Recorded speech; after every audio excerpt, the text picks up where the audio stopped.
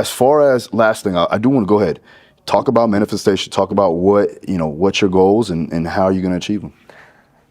Manifestation. So, I guess in some ways I've been practicing it my whole life, and the first real taste of it was meeting Goldberg. And as a kid, I'd be 3 years old. He'd be on WCW Monday Night Nitro, and he'd come out. He'd be a superhero. He'd kick like 3 or 4 bad guys' ass at the same time. Yep.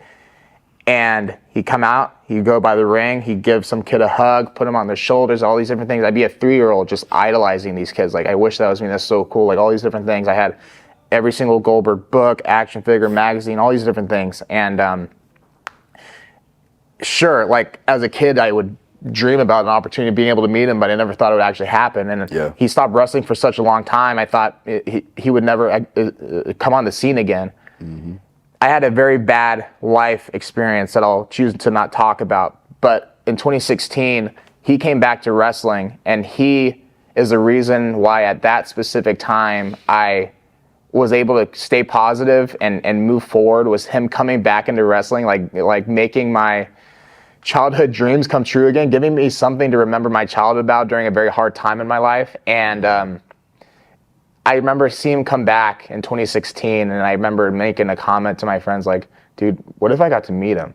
Like, dude, that'd be so cool. Like, you can do it, man. You can do it. And at the time, we're like 20, 21, so it's like, yeah, bro, you got this. It's like, but you never really think anything of it. And I'd never really experienced any type of like manifestation type stuff before. And a couple years after that, I went to my first CT Fletcher lifting competition, and I became really good friends with CT, and I see him like another mentor, father figure. And I remember the first time telling him, I was like, CT, like, I just want to say, like, it's so cool that you're friends with Goldberg. Like, he's been my childhood hero since I was 3 and all these different things. And basically, I remember tagging Goldberg in a deadlift post where I was wearing his shirt, and he commented on everything. And then he asked CT about me because he saw that CT and I were friends. He's like, tell me about this Jimmy House kid. And I could pull up the message that CT sent me. He's like, Jimmy House is, just extreme athlete, super impressive, just extremely kind-hearted, all these different things.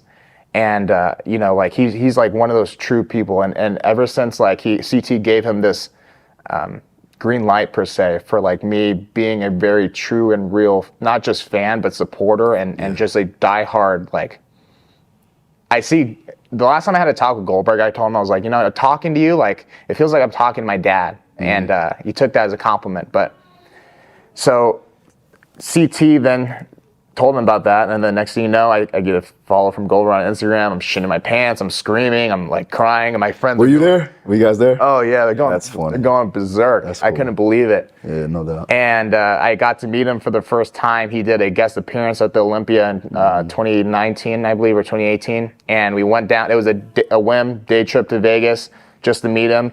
I stood in line, and he saw me come in, and he gave me a big hug, and like he goes through the people like 30 seconds, picture, handshake, hi bye. We spent 10 minutes talking, and the girl like waiting to take the pictures like and like I'm crying for like half of it, and she's like so confused, and he's just like telling me all these great things. And my mom was there, she started crying, like it was such a surreal moment. It's on my YouTube too, I'll have to show it to you, but like I have a video of me just bawling. I just could not fathom the thought that I just met my childhood hero. A few months after that, he did a SmackDown event in Tucson in Arizona, and he got me, my friend Irving, and my other friend Adam tickets, front row, for the first time. I did see that. Okay, yeah. I did see that video. Okay. So basically the story behind that is, actually it's funny. The one funny part about it is we went to roll call, and she's like, oh, what's your name? And I was like, Jimmy House. She's like, oh, no, I said Charles House, because like that's my real name, Charles James House.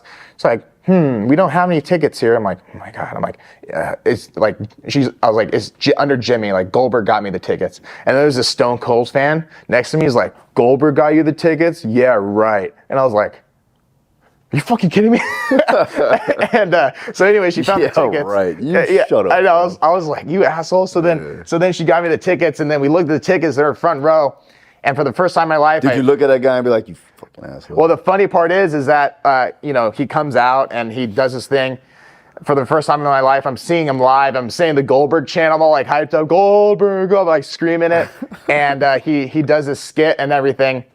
And the first cool part was like after he speared the Fiend, Bray Wyatt, he gets on the turnbuckle, he's like this, and then we're all like screaming, and then he looks at me, like points at me, we're like, oh, and like I thought like that was enough for me, right? That was like enough. I was like, we're like cool with that. Yeah. And so then he walks out, and I sit down like, dude, that was so cool, that's crazy. And then my best friend Irvin looks up, he's like, bro, he's coming back. And I'm like, no fucking way. So I stand up, and then my friend Irvin's like, he's like, go. So I literally hopped over the front row. I like cleared a couple heads.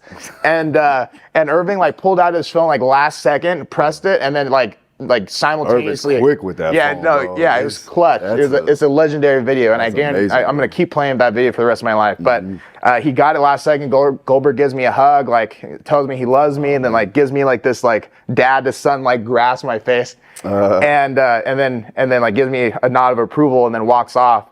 And then I turn around, I'm like, oh, and it was like I hit like a deadlift PR. I was fucking losing it. Sure. Then I start crying again. Yeah. but the whole stadium saw this, because like, you know, in wrestling, like if the person comes back, like, oh, something else is happening, and then he came back just to give me a hug, and I was just thinking to myself, I'm like, I hope that Stone Cold fan saw that. Oh, he definitely saw it. Yeah, I know. Was it on the big screen? Yeah. Oh yeah, fuck that guy. He knows now. He went back like, damn, he was right. Oh yeah, man. So. Yeah, that's dope. So man. that was that. So that was like, this is interesting. I in a way I kind of manifested this.